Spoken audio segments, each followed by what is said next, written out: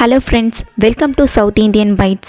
இன்னைக்கு நாம cook with comaliல கனி செஞ்ச ஆந்திரா ரெசிபி மீரப்பக்காய் கோடிவேப்புடு எப்படி செய்யலாம்னு பார்க்கலாம் வாங்க.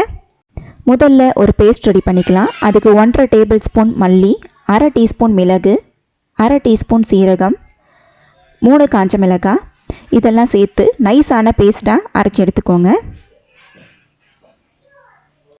அடுத்ததா ஒரு panல 1 டேபிள் ஸ்பூன் எண்ணெய், 1 டேபிள் ஸ்பூன் நெய் சேர்த்துக்கோங்க.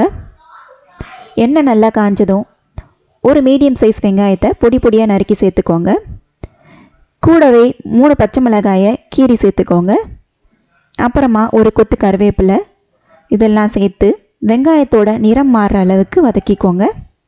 வெங்காயம் வதங்கினதும் 1 டேபிள் ஸ்பூன் இஞ்சி பூண்டு விழுது சேர்த்து பச்சை வாசனை போகிற அளவுக்கு வதக்கிக்கோங்க. அடுத்ததாக 1/4 கிலோ சிக்கனை நல்லா கழுவி சுத்தப்படுத்திட்டு சின்ன சின்ன துண்டுகளாக வெட்டி சேர்த்துக்கோங்க.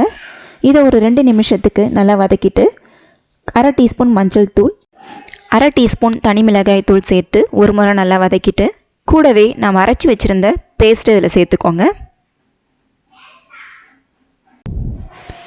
இதை ஒரு 2 நிமிஷத்துக்கு நல்லா வதக்கிட்டு தேவையான அளவுக்கு உப்பு சேர்த்து நல்லா கலந்துக்கோங்க. அப்புறமா சிக்கன் வேகிறதுக்காக இதை ஒரு 10 நிமிஷத்துக்கு மூடி வச்சு வேக வைக்கலாம். தண்ணி எதுவும் சேர்க்க தேவையில்லை. 10 நிமிஷத்துக்கு பிறகு பார்க்கலாம். பாருங்கள், சிக்கன் நல்லா வெந்து நல்லா ட்ரையாக இருக்குது. இந்த டைமில் ஸ்டவ் ஆஃப் பண்ணிவிடுங்க. அடுத்ததாக இதுக்கு ஒரு தாளிப்பு ரெடி பண்ணிடலாம். அதுக்கு ஒரு தட்கா பேனில் 1 டேபிள் ஸ்பூன் எண்ணெய் விட்டு எண்ணெய் காஞ்சதும் 10லேருந்து 15 முந்திரி பருப்பு சேர்த்து ஒரு 2-3 நிமிஷத்துக்கு நல்லா வதக்கிக்கோங்க.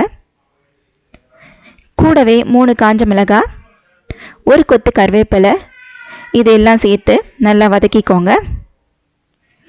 இந்த தாளிப்பை நம்ம சிக்கனில் அப்படியே சேர்த்துடலாம். அவ்வளோதான், நம்மளுடைய மிரப்பக்காய் கொடிவேப்புடு ரெசிபி ரெடி ஆயிடுச்சு.